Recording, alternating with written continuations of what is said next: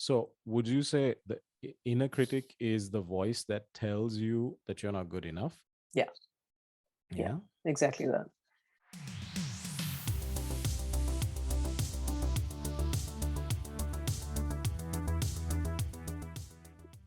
The purpose, I think, for the inner critic, and this is me trying to be kind here to the inner critic, is about really helping us to, in evolutionary terms, it's about, okay, don't go into that part of the jungle because that's where all the lions, tigers, and bears live. Right. So originally it's meant to protect you from dangerous situations. Exactly. Right. Exactly.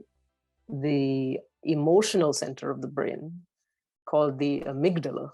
Mm-hmm. So just understanding that this ventral medial prefrontal cortex is just sitting pretty close to that, Right. It's the judgment center. Gotcha. Okay. Gotcha.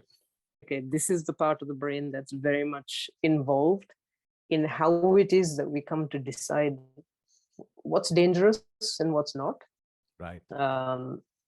And I think the only other benefit that I can give it is that when we became a tribal species, it was a useful way of us having a gauge of, okay, let's look to our fellow tribesperson and gauge how they are doing and how we are doing. And I think that's probably where the kind of morality side of things started to kick in the way of, okay, let's not be mean or hurtful or, even murderous towards that person, because that person might help us out when the saber-toothed tiger comes. Right. So there was always this social comparative aspect to it. Bang on. Yeah. Right. Right. So that's the kindest I can be with it. Now, the problem is that as civilization has kind of moved along, things have got more complicated in the way of how it is that we perceive threat, generally speaking. How it is that the inner critic is now able to give pretty sophisticated messages to us in the way of how we are not okay. Okay. Yeah. How we are not good enough and all that kind of stuff.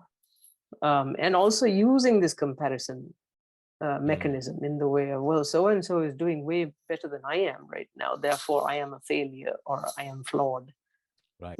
The inner critic will then send you into that sense of catastrophic failure and trigger the emotion, from the amygdala, which could be around fear. It could be around shame. That's a pretty toxic one. Right, right. And then you've got a whole host of other situations that can come from that in the way of how that affects the body and functioning generally, Yeah. Okay, so that makes sense.